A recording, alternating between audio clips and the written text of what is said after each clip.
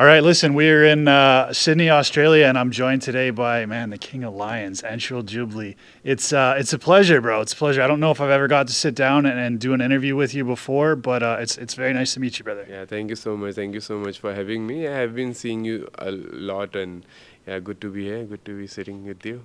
Yeah, how we feeling? Like we're looking good right now. I see we got the UFC, Sydney, huh? the rugby that they're giving out this weekend. We got the nice Air Maxes going on down here.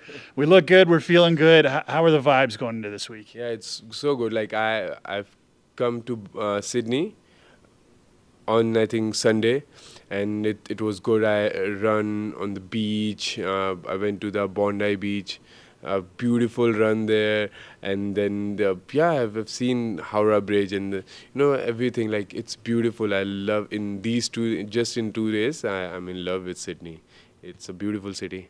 Yeah, and you seem like as we're sitting here right now, you seem like you got a very calm demeanor about you. You know what I mean? Like because there is a lot of pressure on you. Some UFC fighters they can go into the octagon and they don't have to worry because there's a lot of other people from their country in the octagon. But you're the guy. You know what I mean? We have Puja Tomar, who also got the win. But as far as the guy, you're the guy. So how is the pressure seeming this week?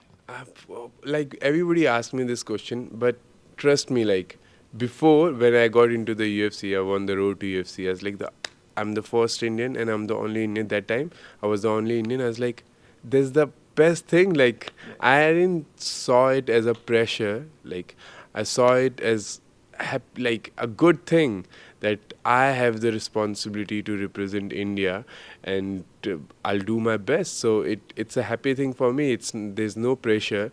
Uh, I'll have this kind of pressure. First Indian to get into the top 10. First Indian to win the belt. First Indian. It's a good thing. It's if anybody will say you'll be the first one, is it a pressure or good thing? It's a good thing. Of course it is. And you've got to, it's crazy because you see all the comments that come from people towards you.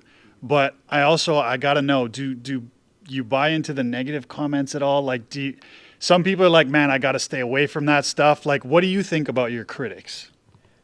See, like I say I got the opportunity to fight in the road to UFC because I'm Indian. Because it was a road to UFC was a Asia best fighter from the Asia.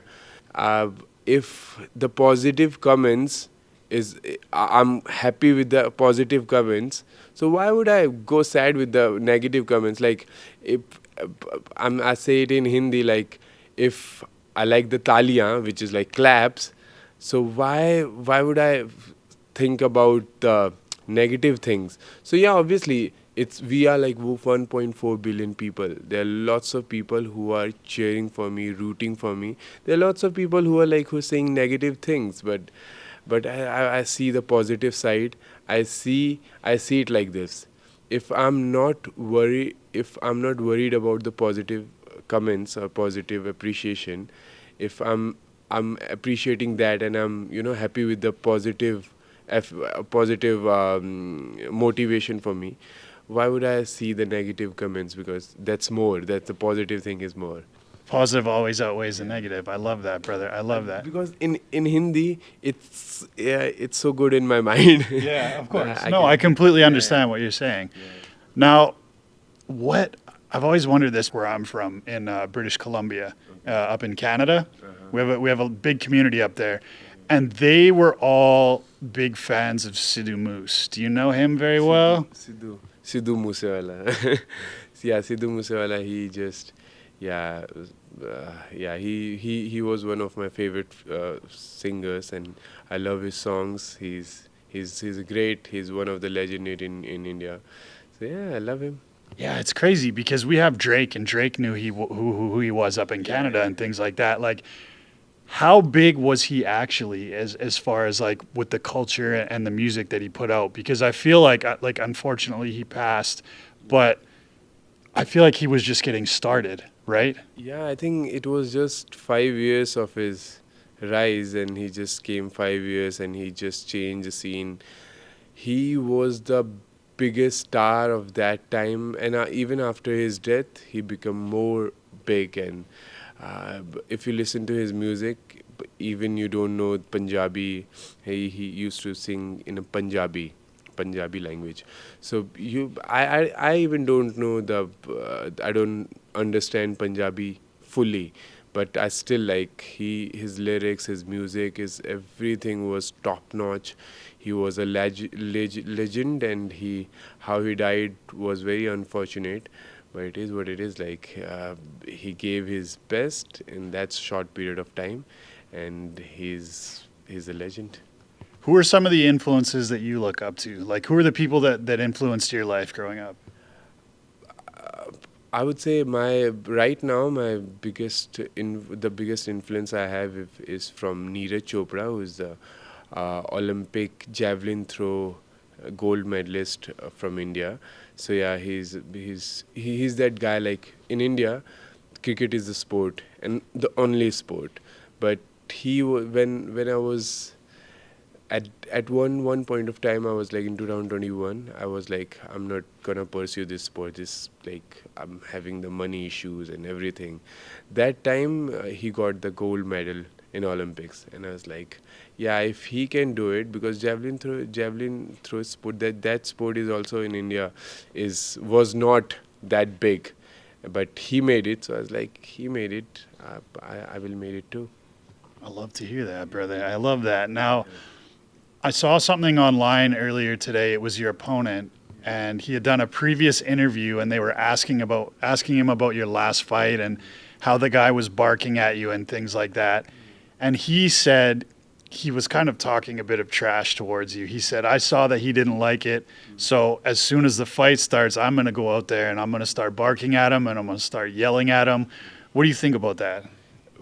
First of all, like I didn't know he barked at me because I got hit. I was rocked. Like I was rocked, and then I was like fully defensive. I didn't see he was barking or not or this and that. So I got knocked down. Before that knockdown, I was rocked for like 1.5 minutes. So I was surviving. So I didn't see he barked at me or what else. Like I was just rocked. I was seeing that three fighters. So, but yeah, he said that he'll be like, okay, try that in the fight. Let's see. You bark at me, I'll do the lion roar. We'll see who's gonna be at the end. The lion roar. So you're going to get right back in his face. Yes, he'll bark at me. I'll do the lion roar. I love that. And there was also another stat that was interesting because people were talking about you being the underdog in the fight. But if you look at the records of your opponents, I think the winning record of your opponents almost doubles the record of his opponents. So it just goes to show like the strength of schedule and the people that you fought in the past. You know what I mean? Like you're not out there taking easy fights. Yeah, no. From my first professional fight, I've never taken an easy fight. I've never said no to any fight. My first fight was like a 6-0 guy who was a monster, a knockout artist, and I was just an amateur. That time I've started MMA for 1.5 years, so I've never taken the easy fights. My opponents have been always good opponents who were there at their peak, not at their downfall or not at the end of their career. Always on their peak. I fought all the guys who were in their peak. Even like my road to UFC opponents, they were all very very skilled fighter. One guy from Korea, he can be in the UFC right now. He's that good. So yeah, I know why I'm underdog, and I've always been an underdog. There's no issue for me. Like I have no problem with it. Nothing new for me. So I'm gonna do what I do best. I go there, I fight, and I win. How does your family feel about all this? Do they support you?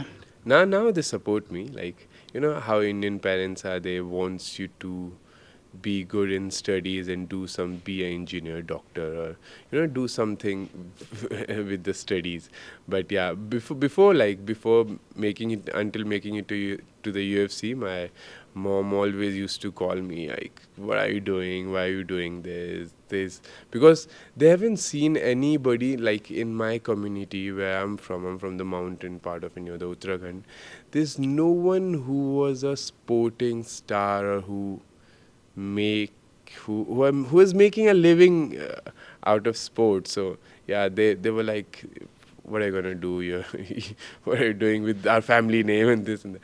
But yeah, now they're like, see, you show your parents that you're gonna do good financially and you're doing good right now, and they'll support you. They just wants the best for you.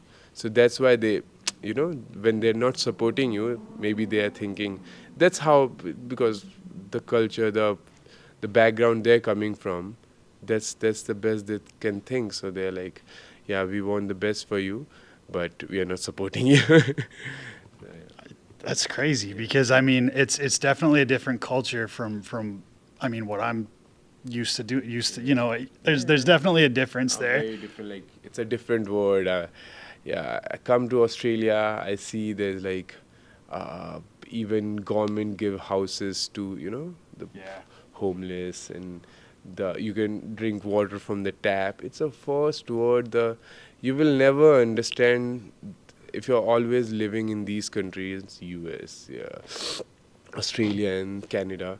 You'll never understand how bad it could be a third world country somewhere. It's obviously like there's so many billionaires in India, but still, like when some people are poor, they're very poor. The culture, and that's why they focus so much on studies, because they think is the best way to get out of this middle class or poverty life. So yeah, then they're not wrong. We are not wrong. We are just that's how we survived, and that's how we do it. Did you have any specific moment in your life, like you talked about it earlier about how you were kind of down a little bit and you weren't sure if you were going to do this full time, but did you have any specific moment in your life growing up that kind of shaped the way that you are today? Like, do you remember one moment at all?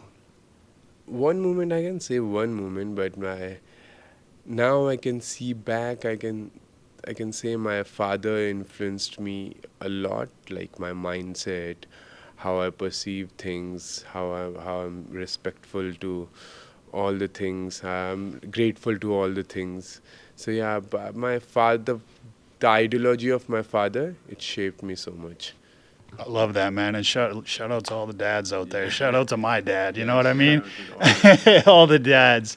And listen, bro, tell us something before we get out of here. Tell us something that people might not know about you. Maybe something you've never shared before, an interesting fact. Like if somebody was to think of Anshul Jubli, they'd think of the fighter, but what else should they know about you that maybe they don't know yet? Oh, that's a question. I would say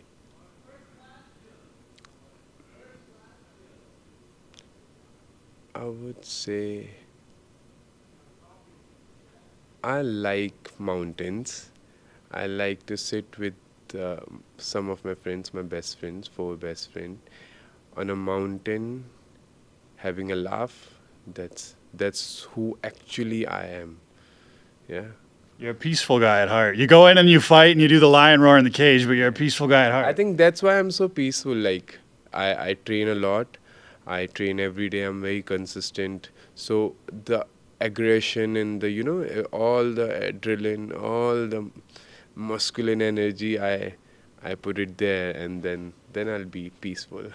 I love that, bro. And for anybody that's betting against you this weekend, what do you have to say to them? Fuck you. That's the best way to end it. Cheers, brother. Thank you so much. It was so much fun.